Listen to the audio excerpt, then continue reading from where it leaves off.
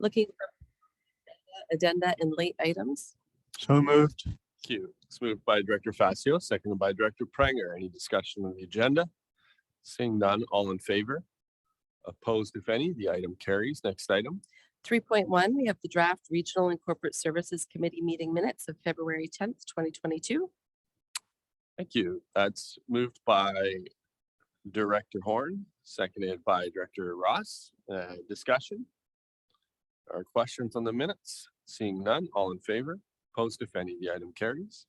Next item. 4.1, we have appointment of Chief Election Officer and Deputy Chief Election Officers for the 2022 general local elections. There is a motion for your consideration. So moved. Thank you. It's moved by Director Facio and seconded by Director Popov. Discussion? Hearing none, all in favor? Opposed, if any, the item carries. Next item. 4.2, we have the 2022 Christmas closure of the FVRD corporate offices. Thank you. Move Stewart. It's moved by Director Stobart, seconded by Director Blue. Discussion?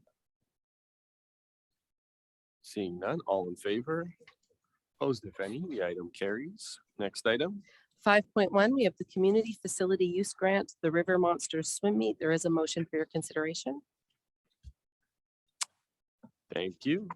It's moved by, looked like Move. Director Robb. Yep, seconded by Director Engar. Discussion? Hearing none, all in favor? Opposed, if any, the item carries. 6.1.1, we have an information item. It's the Canadian Single-Use Plastics Prohibition Regulations. We do have staff on the line that would be happy to answer any questions. Thank you. And any questions through on this item? I don't know if it directly pertains to this one, but there's been kind of anecdotal stories out that I've read around organizations that are choosing to charge additional fees or tack on additional fees in light of some of these regulations coming in place, not just these ones, but some of the single-use bans that are happening in different municipalities.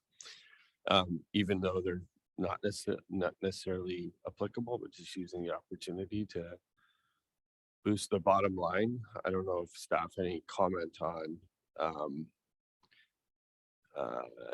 that happening here or us hearing about any of that happening out here in the Fraser Valley. And I could also be just trying to extend this meeting a little bit longer than 5 minutes when asking a question.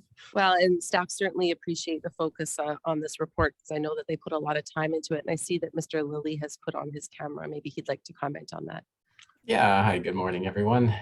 Through the chair, the answer is no, I do not know. I've not heard of that happening locally. I know like City of Vancouver has 25 cents cost on some disposable coffee cups. I've not heard anything about local application of such a fee though. Okay. Sure. Was there a comment or a question there? Director Engar, was that you? Yes, Chair, if I may, whenever you're finished is fine. Yeah, please, go ahead. Just a thought, I quickly read through the attached article on this item. And if memory serves, Chilliwack has implemented certain bans. I'm not familiar with what they were, and I just wanted to get any kind of feedback experience of how you've been handling things and how it's working out. Yeah, it's fairly early because we had actually postponed the implementation of our single-use work in Chilliwack. So I'm not sure if we haven't heard back from staff on kind of an update since the implementation, but some of the things I think just made good sense, and the public, as with some of the bylaws and regulations in place from the regional district, the public was actually ahead of us. We're actually doing some of this stuff anyways and had looked for alternatives to some of the single-use items that were out there. But it's certainly something I see, Director Popov's on the line as well. It's something that when we get an update, I'm sure we'd be happy to share it. And Thanks, that'd be great. share information back and forth. I know our regional district staff work very closely with all of our municipal staff, and very closely in particular, when some of these regulations and bylaws are being implemented across the region, to kind of see how they're working out. And that's what I'm curious about always, is how these are working out in the real world.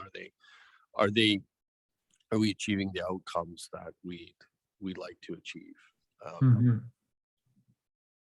Director Yes, Ford. indeed.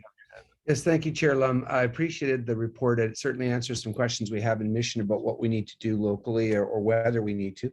But a question through you to staff is, do we anticipate that this is just the first step towards single-use plastics? I think these are some of the ones that we're most familiar with. But for example, we've talked about plant pots that people would buy, for example, as consumers. And I wonder whether or not there's any sense that other levels of government will be looking at sort of the next level of single-use plastics in the future. Mr. Lilly? I think that's an excellent question. My understanding is that the federal government had a discussion paper, and they were trying to identify ahead of these regulations what type of plastics they should target. What are the biggest offenders? So they narrowed down the list to 6. The others that didn't make that cut, I'm going to hand it over to Jamie Benton. I believe the province is also working on their own strategy for these, and I'm curious if Jamie's aware if especially with potted plants, if those containers are in the provincial plan. Jamie?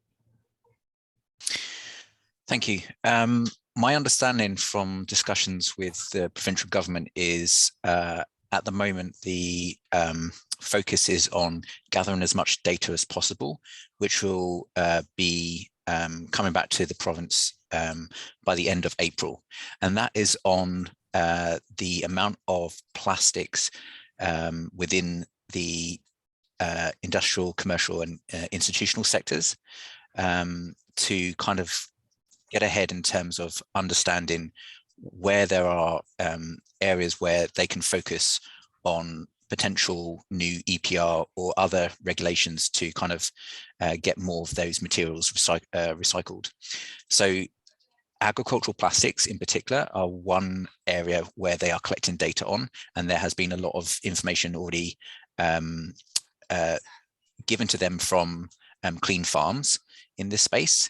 And that is a discussion that we are having directly with Clean Farms and the provincial government in terms of whether it's a focus area we can take with our action on agricultural plastics and the potential for the circular economy and improving recycling rates within that sector.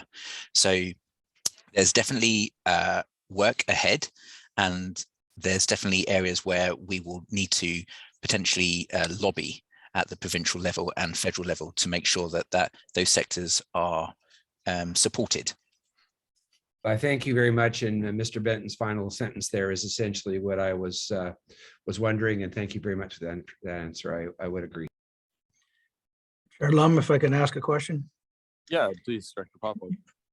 Just want to circle back to the charging for these bags. Was it the plastic bags that they were charging, or was it the paper bags? Because I've heard both.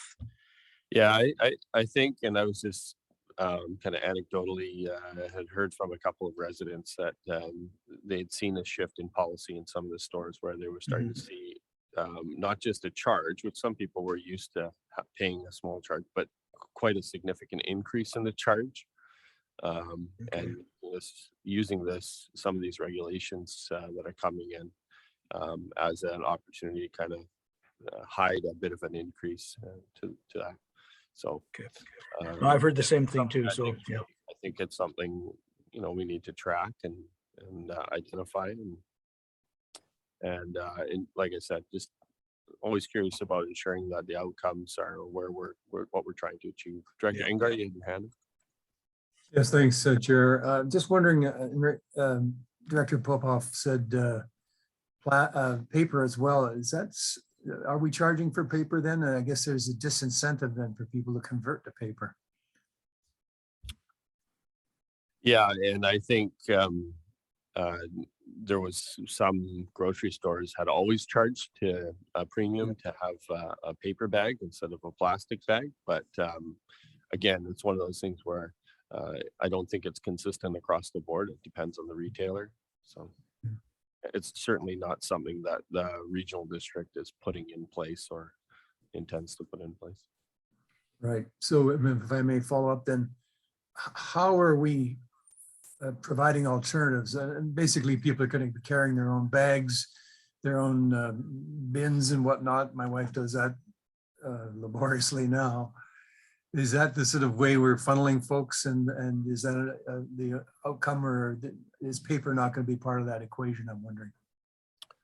Yeah, and I don't know if Mr. Lilly or Mr. Benton want to chime in at all, but I know with the regional district, we've done some work around education, do a lot of work around education and WasteWise campaign, and some of the things that we're trying to promote in the region of how people can better reduce, reuse and recycle and recover. And I think, you know, if there's opportunity to kind of raise the profile on some of these other things, it would be really advantageous, you know, and especially because that program, you know, I hear nothing but really, really positive results from residents across the region. They recognize that brand, they recognize WasteWise, and I think it may be an opportunity with some of these new changes being entertained across the region. But you know, Lance or Jamie, I don't know if you had a comment.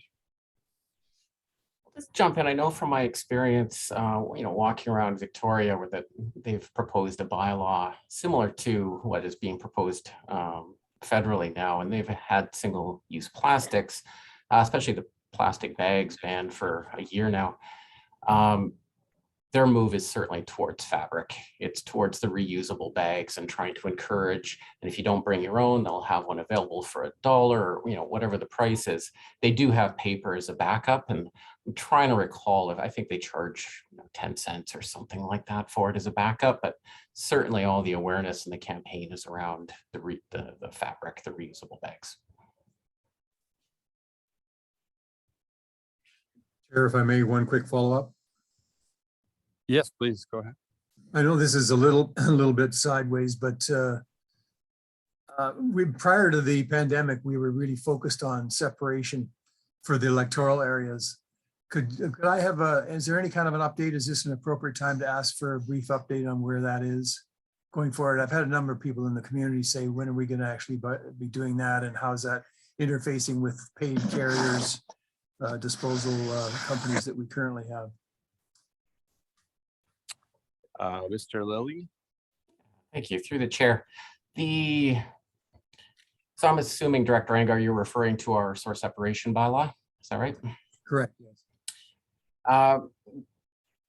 We are looking forward to re-implementing that shortly. It's sort of been on a bit of a COVID hiatus. The bylaw is still in place, and we're still looking to get it, you know, going. And we've been talking to people and trying to spearhead interest in education.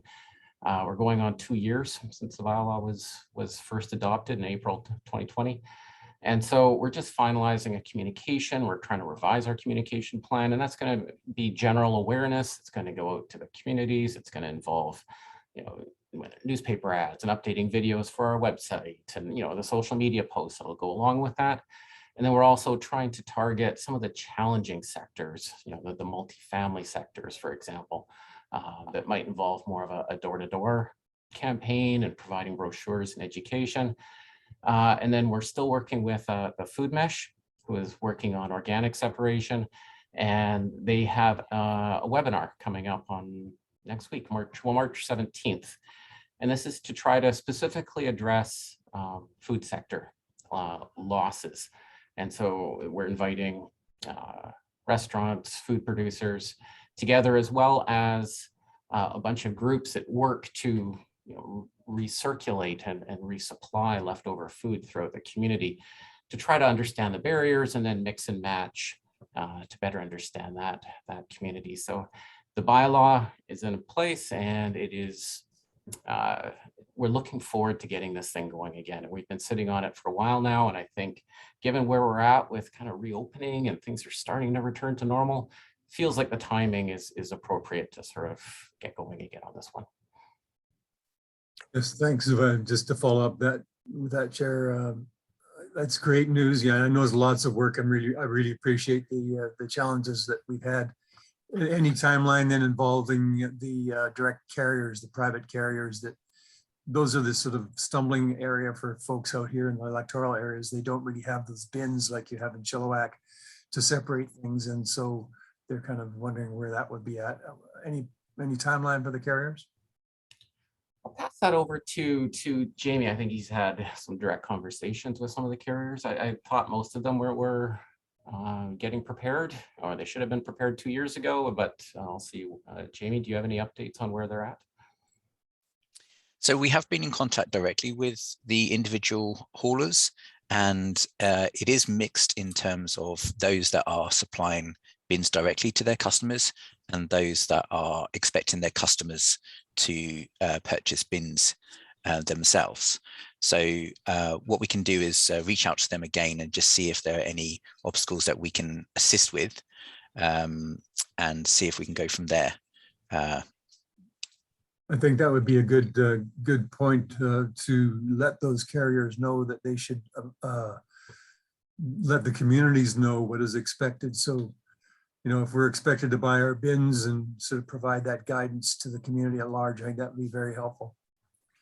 On the website as well, I had mentioned the WasteWise website run by the regional district, and there's actually a pretty extensive list, Director Angar, of resources of actually waste haulers who have and provide the waste sorting requirements and are properly kind of equipped. And so I think it would be a good start there to have a look. It's really quite a fantastic resource, and I've directed people there before who have questions from, you know, they live in a multifamily townhome and they're curious about how they can encourage their strata manager to get additional bins in to do the sorting. I know it's a little bit different context in the electoral areas, and sometimes folks in the electoral areas will just come, you know, bring their waste directly to, you know, to a disposal facility themselves instead of relying on a hauler.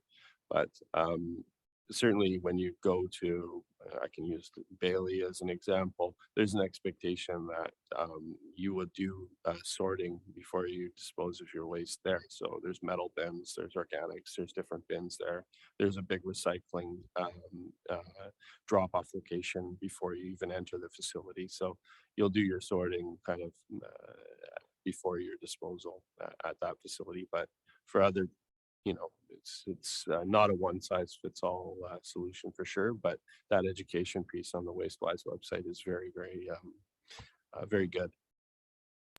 I'll check that out. Thank you, Chair. And just a point of reference, the Chilliwack River Valley really has one private carrier, and we haven't heard a peep. So yeah, the follow-ups would be really helpful. Thank you. Ms. Kinnaman, you had a comment.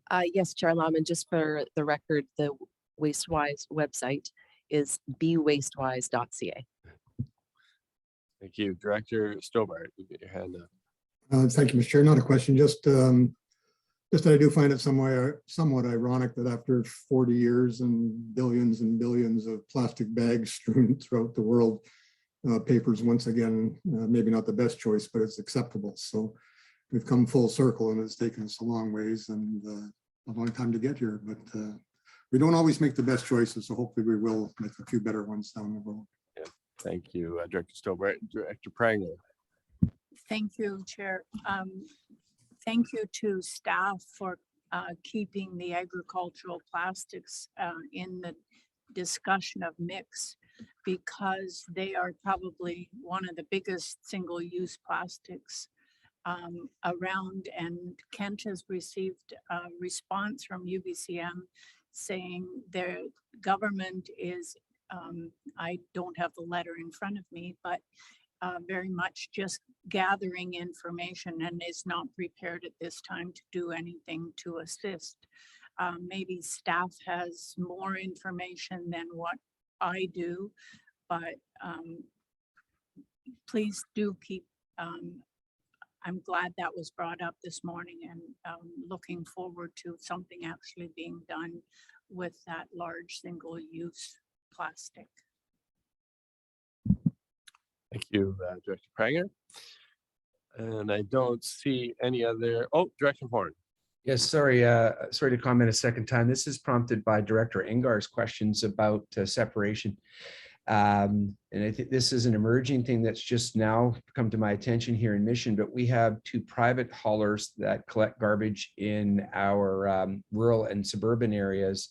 And I believe they also service much of Area F and Area G. And they are apparently struggling. One of them is apparently winding down their operations and the other is considering doing that. And part of the stated reason is that they haven't got the capital or capacity to do as much separation. They would have to have more trucks and more trailers and so forth. So that's a consideration that we should probably keep in our minds as we think about whether or not we're asking these smaller private companies to do separation, because it may end up actually creating more roadside dumping or other side issues. I'm worried that people who do not have their own vehicles are going to find less illustrious ways to get rid of their waste. Well, I'll keep you up to date as we find out more here, but we may be looking at some solutions that need some creativity. Thank you, Director Horn. Okay, I don't see any other comments, so good discussion on that item. Let's move to the next item, Ms. Kinnaman. 6.2.1 is the Regional Growth Strategy Update, Phase 2 Public Engagement Final Results. Again, this is also an information item that staff are happy to discuss. Thank you. Any questions, Director Ross? Yeah, I just wanted to say how much I enjoyed reading through this. And in particular, I loved the stories section. I thought that was a brilliant idea, asking people to submit their stories. So just getting to know the people who live in our regional district better, what drew them here, why they stay, what they appreciate, what they'd like improved, and just hearing even their personal stories. I thought it was awesome. And the fact that we got that level of engagement, that people took the time to actually write those stories, that was just awesome. So good job, and thank you for the work on this. Yeah, thank you, Director Ross. Any other comments or questions from board directors? Oh, I'll just say as well that, I think there was a lot of really good kind of themes that you could start to see emerge from the feedback that we received. And I enjoyed as well some of the stories, personalized some of the feedback a little bit more. I think there was a couple. So I'm a single mother living here in the regional district who moved here from out of town. Just talk a little bit about some of the opportunities they had in the region.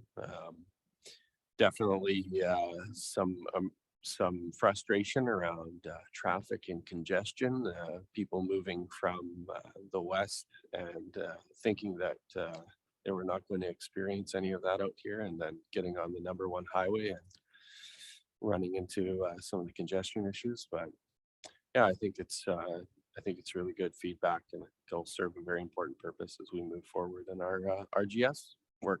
So well done, Ms. Stewart and your team. Don't see any other questions. Oh, sorry, Director Fastia. Sorry, I thought No, the name comes up. I'm not it sure. does, and I'm just getting used to this thing. I'm just bad at my job. Sorry. Thank you, Mr. Chairman. Just like to very timely way this has come forward. Like to thank the staff, and as we know, all our communities are growing in population. Everybody wants to move down this part of the world, and it's getting bigger and bigger, and Little Harrison is growing tremendously, and this is a great document to look into the moving forward to the future. And I do like the engagement overview with the have your say and bang the table, and I think 14 other ways that you could make contact to have your say. So a great report, and thank you to staff. Thank you, sir. That comment about Harrison growing tremendously. I remember the one census year where I think it was Harrison either gained one person or lost one person. That was the census outcome or something. I guess we can't tease you about that this time around. So no. Okay, next item. Moving down to item 9, which is reports by directors. Thank you, directors. That'd be your opportunity.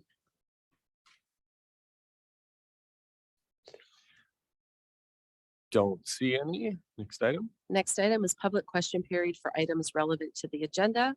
I would just turn things over to our corporate officer, Jamie Van Ness, to see if we have anybody on the line. We don't presently have anyone in the boardroom.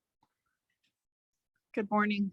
We do have one member of the public on the line with us today, and this would be your opportunity to hit that raise hand function to indicate that you have a question relevant to the agenda. And we'll just take a moment and see if our viewer has any questions. And it would appear that they do not. We can move on to the next item. Okay, thank you. I guess that would be a good opportunity as well to remind folks, directors, that we have the opportunity now with our RACS meeting to invite you to attend in person. And so the hybrid format, as you can see, is still a little bit of a challenge for me, but I'm learning as fast as I can. But certainly, if you'd like to attend and have a majority of us attend in person, we can staff made that possible for us, and would certainly invite you all back into the boardroom. And maybe one day electronic participation will be the exception. So we'll see. Hopefully. Anyways, Ms. Kinnaman, next item. Looking for a resolution to close the meeting. Thank you. It's moved by Director Fascio and seconded by Director Dickey. All in favor, opposed if any item carries. And just give us a